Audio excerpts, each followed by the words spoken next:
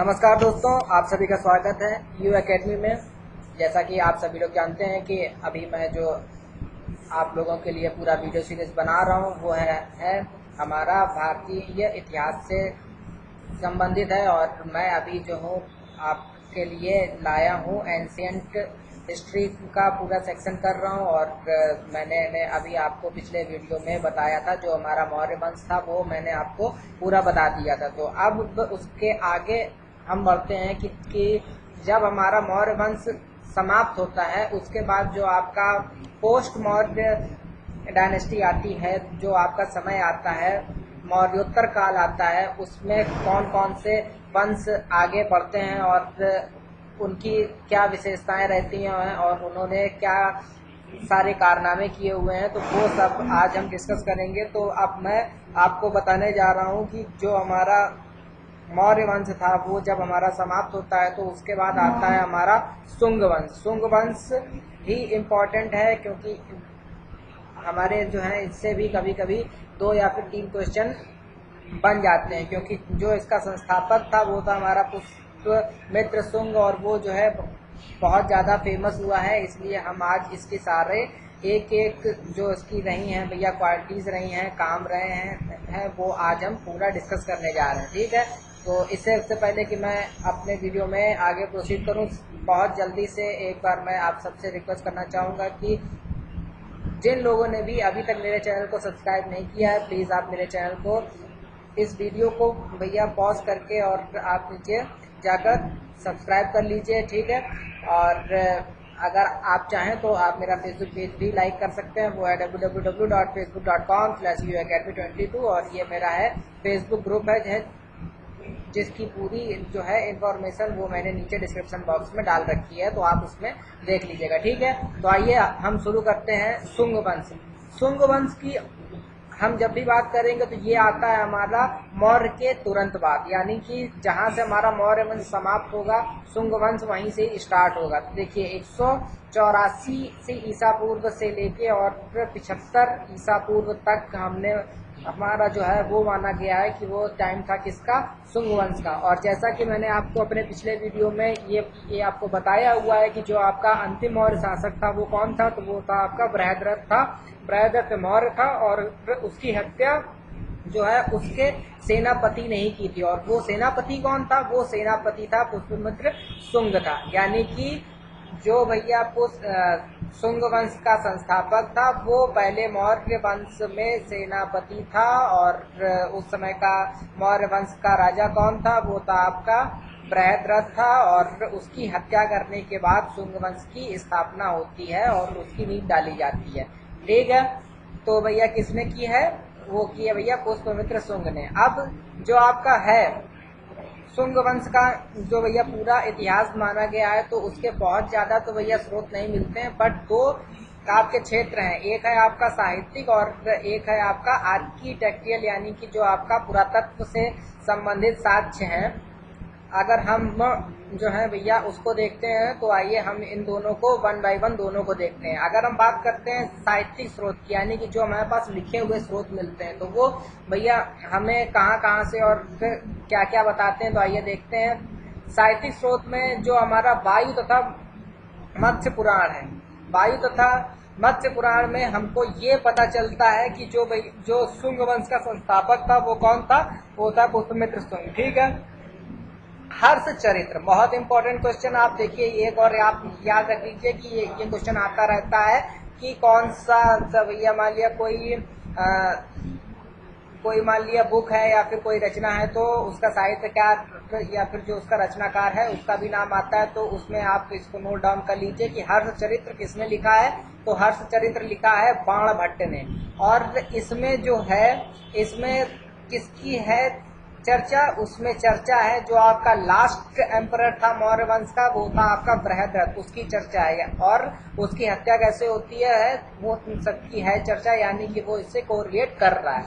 इसके बाद जो आपका है भैया पतंजलि, जो कि हमारा योग गुरु हो गए ना, आपका आयुर्वेद, उसका जो भैया पूरा बना है आपका महाभाष्य से लिखा गया है, वो भी जो है इसमें पूरा उनको वो सब देते हैं साहित्यिक स्रोत देते हैं। और उसका सबसे बड़ा रीजन ये था कि ये जो जो थे भैया पतंजलि थे, ये पुष्पमित्र शुंग के राजपुरोहित थे, यानी कि ये उनके दरबार में थे और ये उनके समकालीन थे, है ना।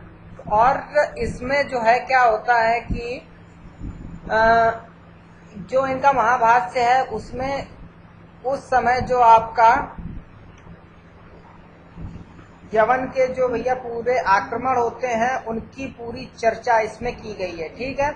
तो हमें वहां से भी एक पूरा स्रोत मिलता है। इसके साथ साथ जो आपका गार्गी संहिता है, इसमें भी यवनों के आक्रमण का उल्लेख है। और हम ये अच्छी तरह जानते हैं कि यवनों ने पुष्पमित्र शुंग के समय में ही आक्रमण किया था, यानी कि ये हमारा उस पर साहित्यिक स्रोत हमको मिल रहा है। उसके बाद आता है जो आपका महाविकाग्निमित्र है, ये जो है ये बेसिकली जो है ये भैया कालिदास का नाटक है, इम्पोर्टेंट है, नाम आपको याद रखना है, मालविकाग्निमित्र। और ये जो है कालिदास का नाटक है और इसमें जो भी राजनीतिक हुई हैं गतिविधियां हुई हैं किस समय में शुंग वंश में, उसका वर्णन प्राप्त होता है, तो ये हमें पता हो चल जाता है। उसके साथ साथ आपके लिए मिलता है दिव्यावदान। तो दिव्यावदान में देखो क्या होता है कि इसमें ये बताया गया है कि पुष्पमित्र शुंग ने अशोक के 84,000 स्तूपों को भैया तोड़वाया था, यानी कि ये बौद्ध धर्म के खिलाफ था। हमें यहाँ से ये भी पता चलता है कि पुष्पमित्र शुंग जो है वो बौद्ध धर्म के विरोध में ही काम करता था। तो ये हो गए इसके पूरे साहित्यिक स्रोत। अब अगर हम बात करते हैं आर्किटेक्चरल सोर्सेस के, यानी कि पुरातात्विक के, तो जो हमें मिलता है आपको भैया अभिलेख मिल रहा है, कहाँ से मिल रहा है, अयोध्या में। तो वहाँ पर ये जो है बताया गया है कि पुष्पमित्र शुंग का जो भैया उत्तराधिकारी हुआ वो कौन हुआ, वो हुआ धनदेव, ठीक है। और साथ साथ ये भी इसमें चर्चा है कि पुष्पमित्र शुंग ने 2 अश्वमेध यज्ञ कराए थे। और उस समय सबसे ज्यादा ताकतवर अगर किसी को कुछ दिखाना होता था तो वो भैया अश्वमेध यज्ञ ही कराता था। अपना भैया घोड़ा छोड़ देता था और वो घोड़ा जिन जिन राज्यों से निकल जाता था वो राज्य जो है आपके अधीन हो जाते थे। और अगर किसी राज्य में उस घोड़े को रोक लिया गया तो फिर उसके साथ युद्ध होता था और आगे प्रोसेस चलता रहता था। तो ये जो है 2 अश्वमेध यज्ञ किसने कराया, पुष्पमित्र शुंग ने। और इसका पूरा अभिलेख कहाँ मिलता है, वो मिलता है अयोध्या अभिलेख में। इसके बाद हम आते हैं एक और हमको मिलता है अभिलेख, वो मिलता है आपको बेसनगर में। बेसनगर में क्या होता है कि यहाँ पर एक भैया राजदूत थे, काहे के थे, वो थे आपके यवन राजदूत थे और उनका नाम था हेलियोडोरस। तो ये जो है उन्होंने ही ये पूरा लिखा हुआ है अभिलेख। और इन्होंने कहाँ लिखा था, ये उन्होंने लिखा था गरुड़ स्तंभ पे लिखा था। इम्पोर्टेंट है, कभी कभी ये क्वेश्चन अगर मान लिया एसएससी में ना भी आए तो, लेकिन ये आपका यूपी पीसीएस और जो आपके सिविल सर्विसेज के हैं एग्जाम में, उसके लिए ये इम्पोर्टेंट क्वेश्चन बन जाता है कि जो आपका बेसनगर का अभिलेख है ये किस स्तंभ पर लिखा हुआ है। तो ये लिखा हुआ है आपका गरुड़ स्तंभ पर। और इसमें जो है भागवत धर्म की लोकप्रियता हमको पता चलती है। और ये भी हमको साथ साथ सब पता होना चाहिए कि जो आपका भगवत गीता का जो पूरा था उपदेश था और जो सारा उसने पूरी ख्याति ली है वो भी शुंग वंश के टाइम में ही सबसे ज्यादा हुई है। तो ये भी हमें पता होना चाहिए, ठीक है।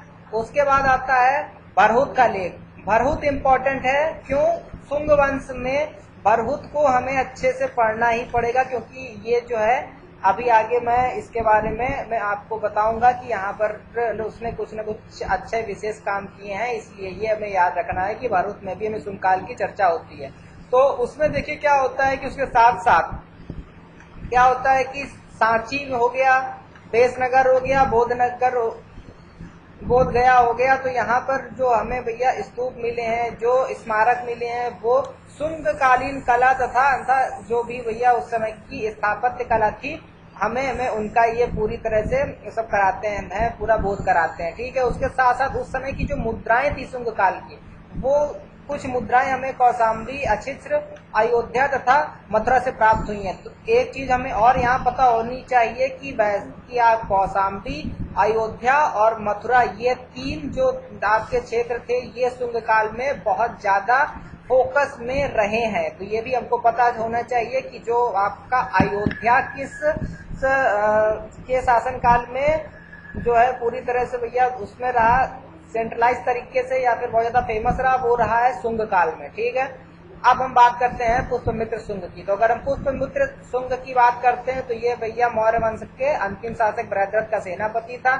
इसने 2 अश्वमेध यज्ञ किए, मैंने अभी आपको बताया, और यही जो है अश्वमेध यज्ञ हैं, इनको प्राचीन काल में राज सत्ता का प्रतीक माना जाता था। ठीक है, और एक चीज इसने की है अच्छी, वो क्या की है कि जो है इसने यवनों का जो आक्रमण हुआ उससे देश की रक्षा की। उसके साथ साथ जो आपके वैदिक धर्म थे, यानी कि जो आपके सारे पुराण वेद थे, उनके आदर्शों को जो कि अशोक के टाइम में जो है पूरी तरह से उपेक्षित हुए थे, उन सबको इसने जो है फिर से भैया किया है, फेमस किया है। तो ये वो पता होना चाहिए। उसके साथ साथ जो आपका शुंग काल था उसको वैदिक पुनर्जागरण का काल भी कहा जाता है। इम्पोर्टेंट क्वेश्चन है कि ऐसा कौन सा काल है जिसको वैदिक पुनर्जागरण काल कहा जाता है, तो वो कहलाया जाता है शुंग काल। इम्पोर्टेंट है, इसको आप जरूर अपने पास नोट कर लीजिए।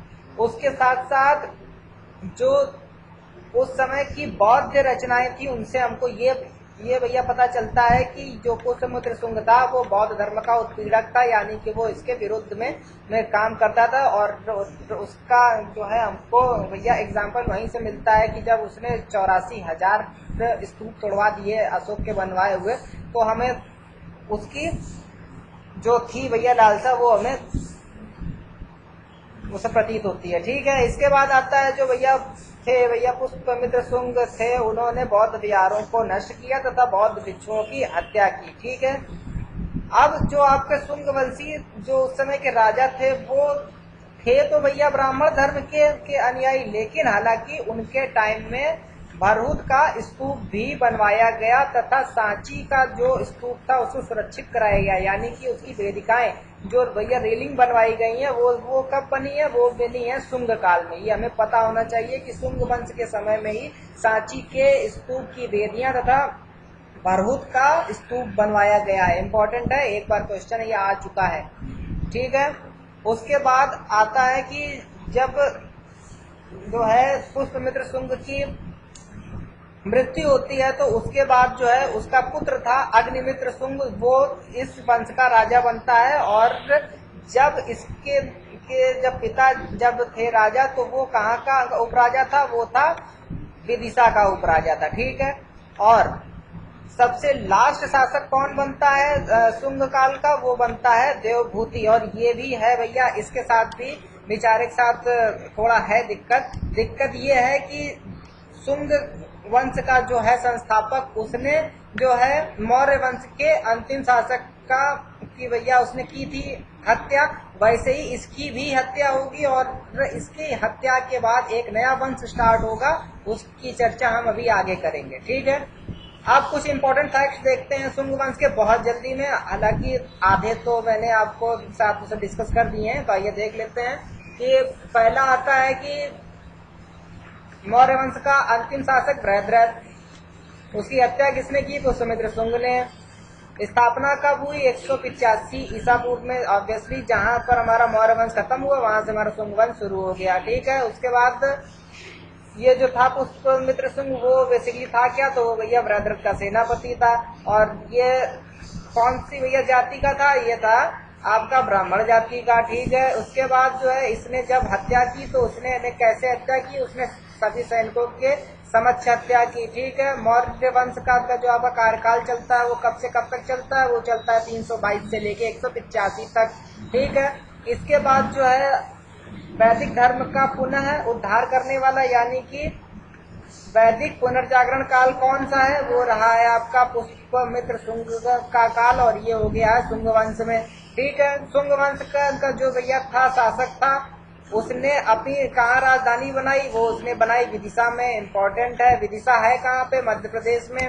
ठीक है, उसके बाद जो आपका इंडो यूनानी शासक थे एक मिनांडर, मिनांडर ने क्या किया कि ये भैया हो गए पराजित हो गए, किससे हो गए, पुष्पमित्र शुंग से। तो ये भी इम्पोर्टेंट है कि पुष्पमित्र शुंग ने किस किस शासक को किया है पराजित, वो किया है मिनांडर को। इसने कितनी बार करवाया अश्वमेध यज्ञ कि 2 बार करवाया।